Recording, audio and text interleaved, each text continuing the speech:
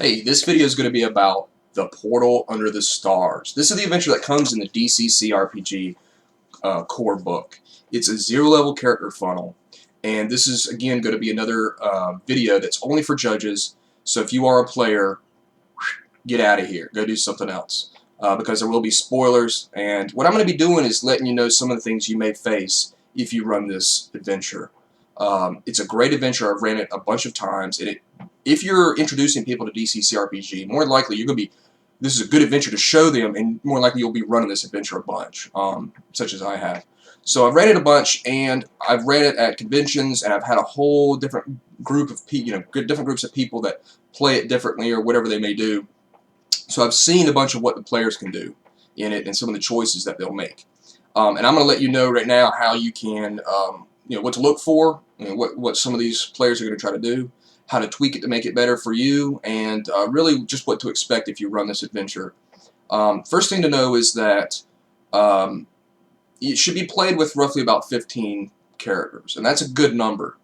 You're going to have a good death rate in this adventure, and you're going to have a lot of moments where the players possibly, again, this is up to your players, where they try to put the brakes on combat. They try to shut doors in front of creatures' face. Whenever something springs out on them, they're going to say, oh, I'm going to try to do this. And they're going to try to get a little bit clever, because this might be an adventure, or type of adventure, where they've never really played this type before.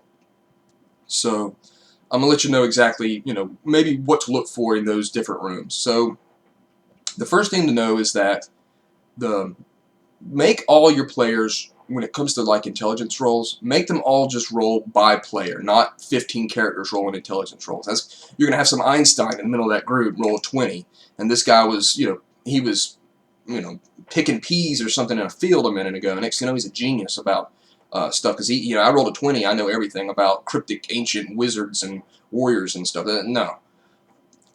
Let them roll it by player and add the highest modifier of their characters to it. That's the way I would tell you to do if you want to play it faster, and in my opinion, that's the easier way to do it for your bookkeeping. Okay, you don't want them to sit there rolling 15 dice and who's got the highest one. Well, I got a 17, I got 18, I got 19. Okay, y'all are all geniuses. So that's going to cut down a little bit on the instant Einstein factor. So that's a good just overall tip.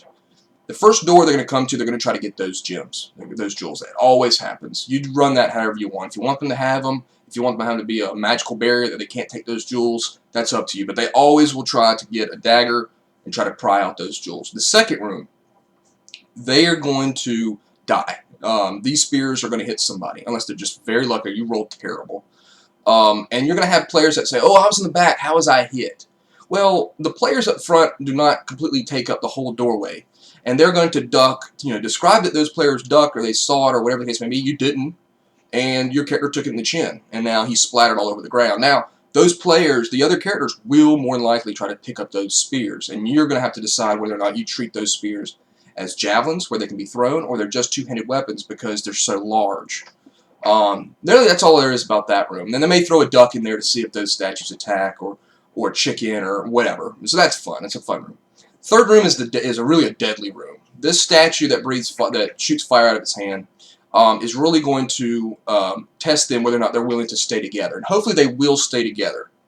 Try to let them know that they are peasants. They're in a place they've never seen before. It's way outside their realm of comprehension.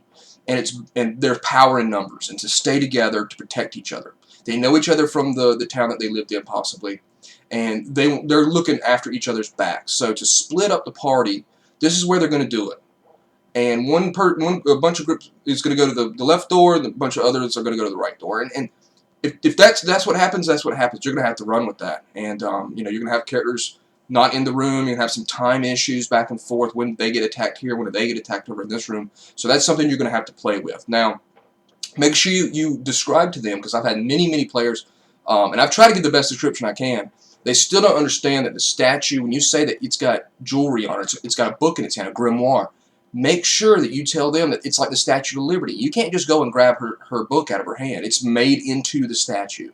So really describe that, because you could have characters not understand, or players not understand, and run their characters towards the statue wanting to get those items. They're so hell-bent on getting anything that they don't listen to you. You know how players are. And I find that this is a room where players you either give them way too much information to help them go the path they need to go, which is fine. You judge your players accordingly. I find that when I describe stuff to players, I've given them everything they need.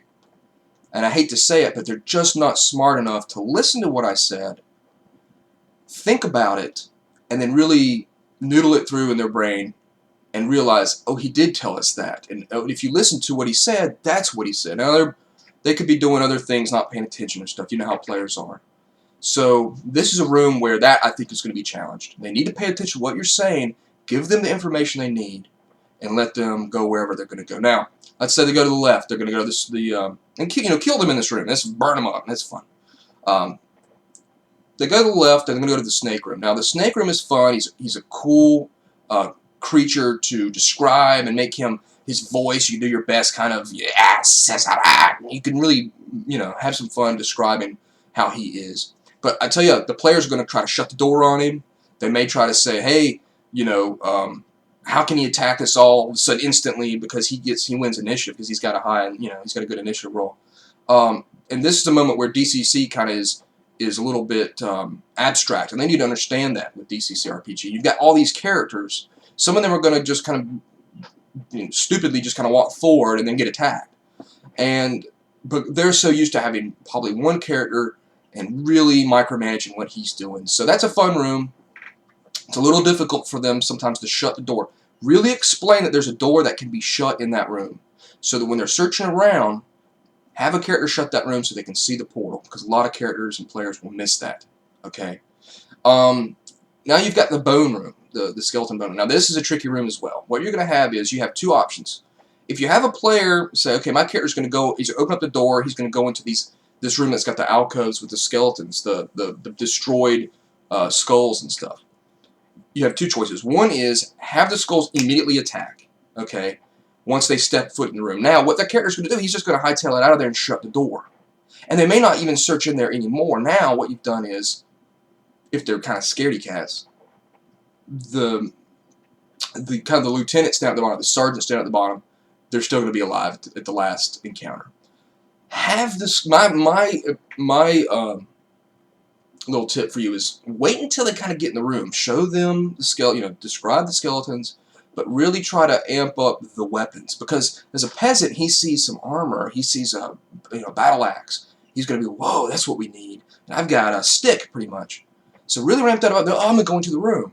Let them kind of go into the room first, and then once they start to grab the weapons, boom, that's when you spring the skeleton attacks. And those skeletons can kill. Describe those large skulls with the clacking bones, biting on thighs and cutting arteries, and you're bleeding out, massive nerve damage or whatever. Have those things really smashed, because they may be like, well, the skeleton's biting me and its teeth is killing me. Yeah, you got one or two hit points. You're going to bleed out if it bites you in a big artery. So that's that room.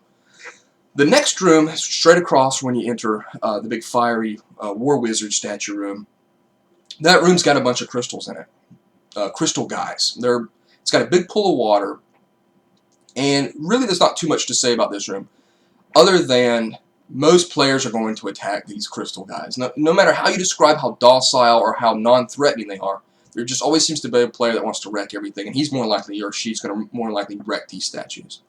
Now, one thing to tell you is make sure you stress who's got, before this room, stress who has torches for the human players that can't see in the dark. Who has torches? Because what you're going to do is you want to say they're following, these crystal statues are following the people with torches, but don't really come out and say that.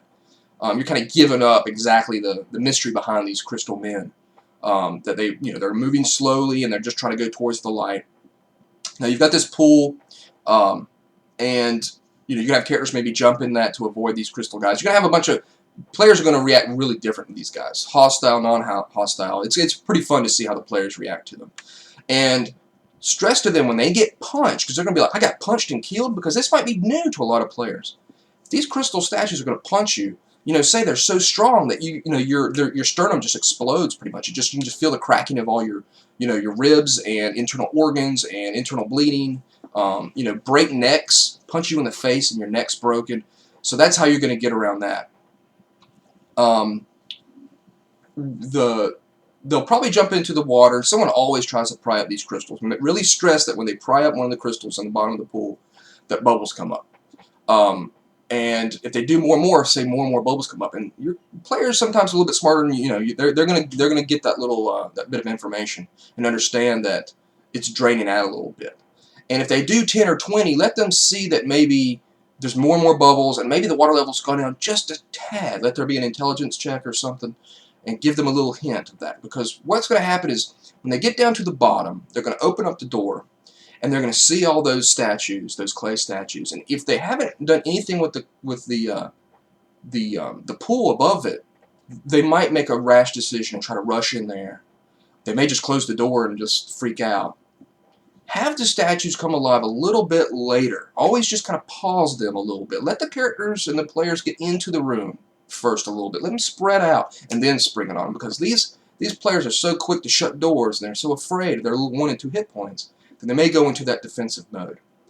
Hopefully they destroy the skulls and they see, make those be real audible too. If you have a group that's split up and people have gone down below, let them hear or even see the heads of those lieutenants blow up. If someone's upstairs destroying the skulls, that's a good indicator that there's something you can do up there that will destroy these guys. Now, if they have gotten rid of some of the, pried up some of the crystals above, make a difficult intelligence check for them to see water dripping on some of the statues. Let them see that water is actually falling. And then they're going to put 2 and 2 together. What they'll do is, statues usually come alive, they've noticed the water, and they'll all run up and jump into the pool and start prying up all these crystals. Let them do that. When they get back down, now, when they make sure they're going to harness some way that they're not going to fall into the pit. You let it buckle, the way it describes, and they're going to run back down and have some of the guys, not all of them, let them fight a little bit here, because this could be a tough combat. They're going to come up out of the, have some of the soldiers now, the clay soldiers are coming up out of the pool that they're in, the area that they're in, and let them be some fighting. Some players will run straight towards the big guy and try to kill him, and of course that's a good trump card to destroy everybody. But lots of times they've gone up there, they've destroyed a lot of them with the water, and maybe only a couple are left. Have them kind of sludging around in the pool of water now that's it's crashed down on top of them. Destroy a lot of those guys. Get them out of the way, because they could have a problem with the big guy just by himself. It matters how many people are left. So have them come around, and they're going to fight them. They're going to think of weird ways. They might try to throw a rope around him, try to throw him down in the pool. Let them have fun with this. This is the end of the, this is towards the end of the adventure, and let them really beat the crap out of this boss. If he kills a couple of them, that's fun too. And then, the end of the adventure, you're going to have, hopefully someone's going to spot the door. Make that a real easy check. Let them see where the War Wizard's body actually is in his little hidden room in the back. And, hand out the gear, have a fun time making the goat voice for that goat creature that looks up out of that kind of crystal ball. And if you don't want to do that, because you're assuming that they're going to want to continue on with that storyline, make up something else out of that crystal ball. Whatever you want to do. It's kind of a moment there for you to say, we're going to continue on with this story, or I'm going to do my own thing, and this is what I've put in its place. But overall, I think it's a really great adventure. I think I'll have a lot of fun with it. But these things here will happen. They will try to do a lot of these different things, and hopefully I've given you a little bit of insight into what you may face if you run this.